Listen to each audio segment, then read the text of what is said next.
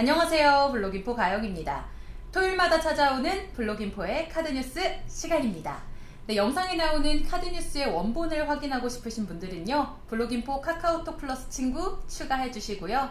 블록인포의 다양한 컨텐츠 천천히 둘러봐 주시기를 추천해드립니다. 제가 지금까지 블록체인을 공부하면서 굉장히 많은 체인에 대해서 접할 수 있는 기회가 있었는데요. 네, 오늘 이 시간은 그 체인들 중 블록체인 네트워크에서 발생하는 트랜잭션인 온체인과 오프체인에 대해 이야기해 보려고 합니다. 블록체인에 조금이라도 관심 있으신 분들은 지나가다 한 번쯤은 온체인에 대해서 들어보셨을 것 같은데요. 온체인은 블록체인 네트워크상에서 발생하는 트랜잭션입니다. 온체인에 기록되는 트랜잭션의 경우 영구적인 특징을 지니고 있기 때문에 한번 네트워크에 기록이 되면 영원히 지워지지 않는다는 특징을 지니고 있습니다. 자, 그럼 대표적으로 온체인을 사용하고 있는 코인들은 어떤 것들이 있을까요? 바로 비트코인과 이더리움을 그 예시로 들 수 있겠습니다.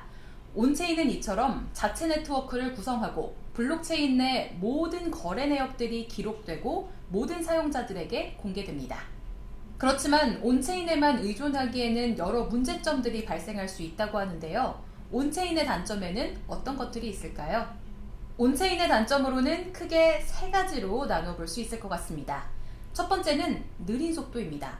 트랜잭션이 발생한 후 해당 트랜잭션이 네트워크에 전달되고 확정이 되기까지는 꽤 많은 시간이 소요가 됩니다. 그렇기 때문에 빠른 처리 속도가 필요한 서비스의 경우 온체인에서 처리하기에는 역부족이겠죠. 네, 두 번째는 프라이버시 문제입니다. 온체인의 경우 블록체인 네트워크에서 발생하는 모든 거래 내역이 모두에게 공개가 됩니다. 자신의 거래 내역이나 개인정보 등이 담겨있는 트랜잭션이 오픈되기를 원치 않는 사람들이 있기 때문에 프라이버시 문제가 종종 화두가 되곤 합니다. 네, 그리고 세 번째는 비용 및 확장성 문제입니다. 블록체인 네트워크 내에서 발생하는 모든 활동에 대한 비용을 각자가 부담해야 되는 문제가 발생하곤 합니다. 네, 그리고 초당 처리할 수 있는 트랜잭션 속도가 느리다는 큰 단점을 지니고 있습니다. 네, 그렇다면 온체인의 문제점을 어떻게 보완할 수 있을까요? 네, 바로 오프체인으로 해결이 가능하다고 하는데요. 오프체인은 말 그대로 온체인의 반대 개념으로 보시면 됩니다. 온체인은 블록체인 내에 발생하는 트랜잭션을 의미한다면 오프체인은 메인 블록체인이 아닌 다른 곳에서 발생하는 트랜잭션을 나타냅니다.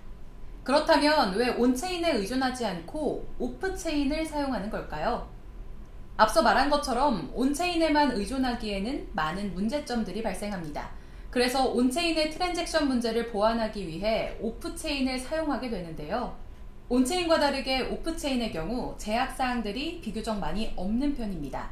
구체적으로 살펴보자면 첫 번째, 오프체인은 온체인에 비해 낮은 수수료를 가지고 있습니다.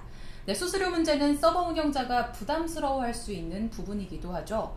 네, 저렴한 수수료를 자랑하는 오프체인의 네트워크에 진입을 한 후 발생하는 거래에서 사용자가 부담하는 비용은 온체인에 비해 많이 저렴하다는 특징이 있습니다.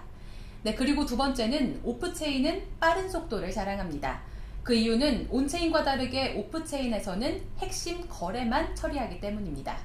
네, 마지막 세 번째는 오프체인은 온체인에 비해 많은 거래량을 처리할 수 있습니다.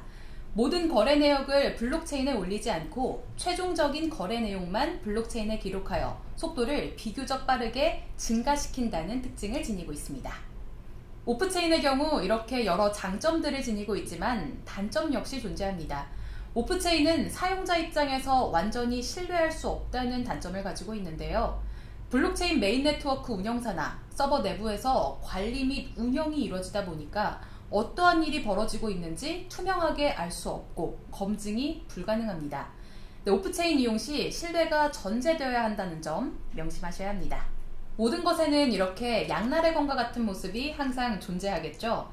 하이브리드 모델처럼 블록체인의 고유의 특성을 지닌 온체인과 그의 제약사항을 해결한 오프체인을 적절히 사용하여 쓰는 것이 중요하지 않을까 싶습니다. 네, 오늘 이 시간은 온체인과 오프체인에 대해 살펴봤습니다. 다음 이 시간에도 새로운 주제의 카드 뉴스로 찾아뵙도록 하겠습니다. 여러분, 좋은 주말 보내세요.